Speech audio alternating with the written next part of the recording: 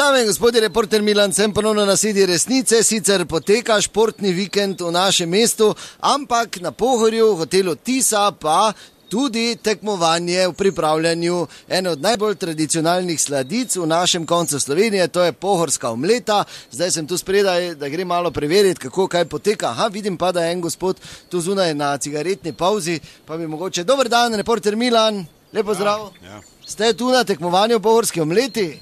Pa sem, pa nisem, glej, ker, ja. Kaj pa je? Pa ni razpis, tako razumeš. To je komisija, naredijo razpis, to v štartu mora biti, prijavijo se lahko samo tisti, ki so na Pohorju, obronkih Pohorja, ki imajo tu korenine. Zdaj imaš neke Primorce, pa vse pa so, da brez veze.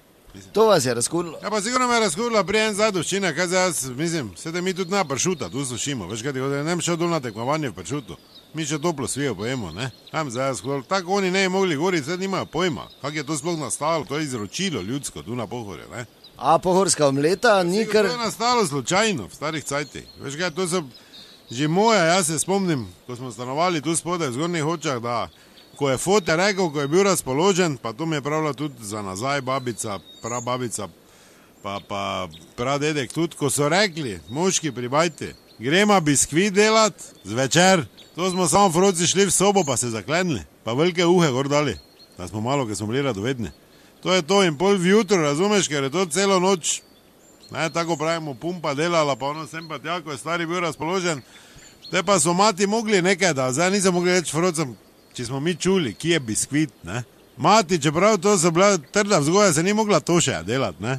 Da bi zaupanje otrok, če je veliko pričakovanje, čuješ biskvit, pa si takoj to povezal s praznikom, ono izo, ko ti nekdo reče krov, pa ti bolj samo marmelado, tako da se te more biti, ne. In da zdaj samo ne bi biskvit suhi pač bil, črnice pa to smo tako imeli, veš, ne ni bilo tako zropano, to je vedno bilo pri bajti. Te je to noč zmetala, pa preložila, pa nam dala na mizo in tak je v bistvu omleta nastala, zdaj pa ne more nekdo priti zdaj do čine, pa mi pravi taka smetana, taki biskvit, pa to čo, jaz sem ga že imel naštela, ne.